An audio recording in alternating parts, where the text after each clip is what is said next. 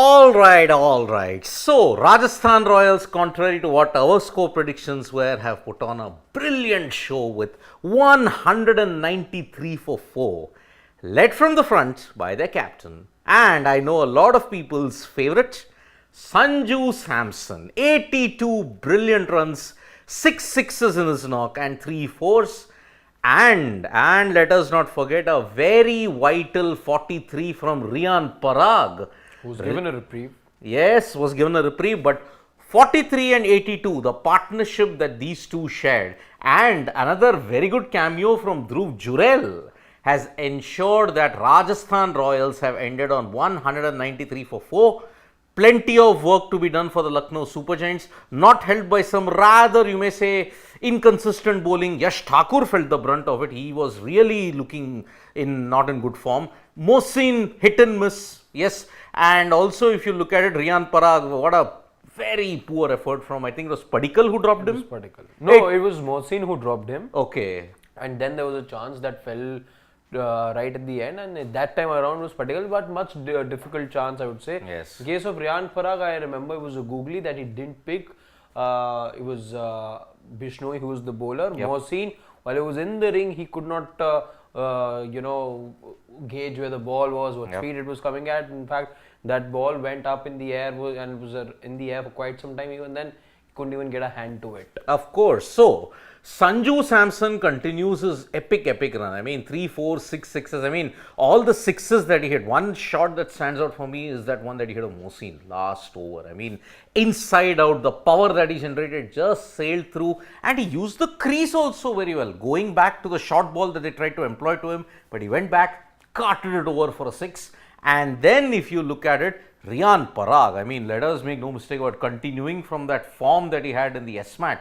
He really seems to have come into his own here. 43 of 29, 157 strike rate, 148 strike rate for both Sanju and Riyan Parag. In fact, more than 6, for me, Sanju Samson, I remember this was, I think, still in the power play, or maybe the power play had just gotten over. Mohsin was bowling to him, and I remember Sanjay Manjrekar also pointing this out in commentary, because there was nothing wrong with the ball, and he just caressed the ball on the offside, beat the infield, found the boundary. Again, exceptional shot. It was not a ball that deserved to be hit for a boundary, but Sanju Samson, as is the case with him, he makes it a habit of surprising us, and the man bats with certain elegance. You have to give it to Sanju Samson. He has underachieved, one will say. It's also been, let's say, the timing of it, because he finds himself in that generation where there's just so many others who ply his trade as well. But otherwise, Sanju Samson on his day, and as we've seen for so many seasons now with Sanju Samson again starting with another 50 and again starting another season of the IPL, showing a lot of promise. Can Sanju Samson, and this is the thing with Sanju Samson going forward, there's never really a question mark about how he starts the tournament. I think it's a given that he will start well and then it tapers. But Sanju Samson, if he really needs to, needs the selectors to know that he is there and he should be the one to be in the starting 11 for India, he will have to put in such performances again and again. You need at least about 6-7 such performances from Sanju Samson. Of course. I mean, if Sanju Samson can maintain those 6-7 performances by May 1st, then I think he is making the trip to the Caribbean, because even despite that, if he doesn't make it, and the USA, but even then, if he doesn't make it, then I'm sorry, then Sanju's luck and the selectors' outlook seems to be quite myopic in that sense. But then he's already laid out the marker. Dhruv Jurel also impressed, by the way, 20 of 12. He also could change gears and ensure that, okay, he got some hits going, and that's why 10 runs in boundaries, the remaining 10 runs in singles and doubles.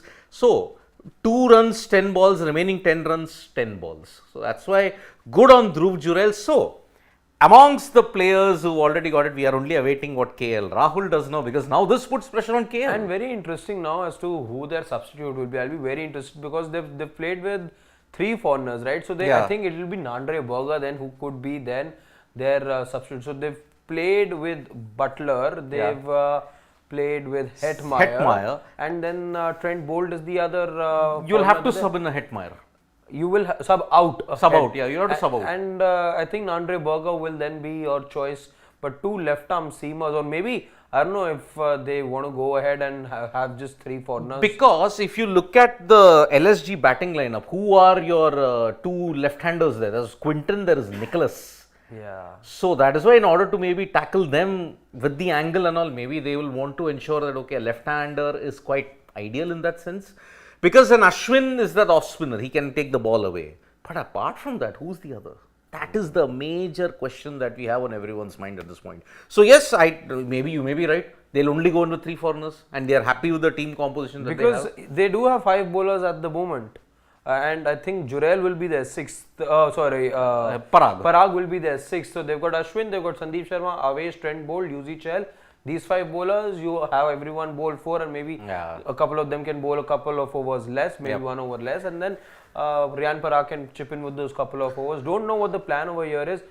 Don't know, in fact, if the plan was that okay, if one of these falls, then, and if that wicket was to fall, let's say in the 18th over or so, then Robman Powell will be the impact sum. He gives you that impetus right towards the end, and maybe that's it. Or is the plan now to have somebody like a Berger come in and he be your 6th bowler, out and out bowler in that sense? That is something we'll have to wait and see now with Rajasthan Royals. Exactly. So that's why. But they've got enough runs. I think they've got enough runs. Will they go with the left field selection? Maybe get in a Kuldeep Sen. Kuldeep Sen is also there. Is Navdeep Saini also there? Saini, I think, but was not on the picked. bench. Yeah, I think he was not picked as one of the impact subs. Yeah. But yeah, you may be right. It could be an Andre Berger. It could be an Andre in case they want to do it. But it's not necessary, right? You don't have to make an impact. You can go ahead and play with the same 11s. You can go ahead and play with just 3 foreigners. It's up to the franchise. It is up to the franchisee. But well, we'll get to a lot more of Sanju and Rian when the match ends, because see, they deserve a lot more than just 15 minutes. The turnaround time for the mid innings is just about 15 minutes at this point. But Sanju, the class that he showed, and just go to the full section here, Pawan. I think there is one stat here. I think either the broadcasters got it wrong or something. I think they would have gotten a proper thing here. Yeah, go to that section here, because this is his 5th consecutive 50 plus score, if I'm not mistaken. In a season opener? I think overall, carrying on from last year till now. Parag. No, Samson. Sanju, okay. Sanju. So just go down. Yeah. You have to keep going. Samson, okay. This is his streak. First match. So in his first match of IPL since 2020. So talking about the last 5 seasons, starting the season 2020, where he got 74 on opening day, 119 the following season, and that was against the Punjab Kings in 21. Another 55 on the opening day, that was against SRH in 2022. 55 again against SRH in 23. And 82 or 52 versus the Lucknow Super Giants. If the IPL was just based on the first match alone, Sanju Samson would be your all-time legend in that sense. Now the key is... So definitely he'd be your number 3 if you were to make, let's say, the all-time day 111. Day 111, absolutely. So that is why even Ryan Parag, what was the clarity? He stated in the post-match, if you look at it, the mid-innings presentation that was carried on, he stated that Sangha was pretty clear. I had a chat with him, Sanju and the management. I wanted that clarity. I had played at 4 in the domestic season. So that is why that is the current situation. And if we have to look at who's opening, it is KL and Quinton de Kock. What is happening to this world? What has happened? I mean, all the talk, meaning it was baseless. What have LSG been saying all along? They have been throwing us a googly. They have been doing what CSK and MI have often done, throw a googly. So, you're right. It is Nandre Berger. Nandre Berger is the impact sub, and Hetmeyer goes out. Yes, so that's the one impact sub that they have done. I think Lucknow have not done a sub yet, right? Not yet. I think they will get one for either if it's a Deepak Hooda in place of a Yash Thakur or a Mohsin at that sense. So you don't know if Badoni gets out, he becomes your impact out player. And maybe. But yes, Parag batted well at number 4, 750 plus scores. But KL Rahul is opening. Now, what was all the plan about? Either KL Rahul has had a last minute realization that look, I need to open, and that is the reason why I have to ensure that I first get runs, then wicket keeping batter slot will be my priority. He first needs runs on the board. And with Quinton de Kock there, this is a very, very tricky bowling lineup that they'll have to face. Let's see how KL's intent is, because his strike rate has always been an issue in T20s. Always. He may have been behemoths when scoring runs, but strike rate. But I'm just wondering what's happening over here, because again, it is a world-known fact now if KL Rahul, and as has been said so many times now and admitted by the franchise in many ways, that yes, he will be the middle order batter. Is he not suddenly auditioning for the T20 World Cup? We will dwell on that much more depending on how the match plays out. And of course, KL Rahul will be the man coming for the post-match presser as well. I'm pretty sure that the first question that whosoever comes out there to interview him, the one question will be as to why did you open when it was being believed that swap for you had worked just in line with what you were thinking. That particle opens in place of you and you play in the middle order.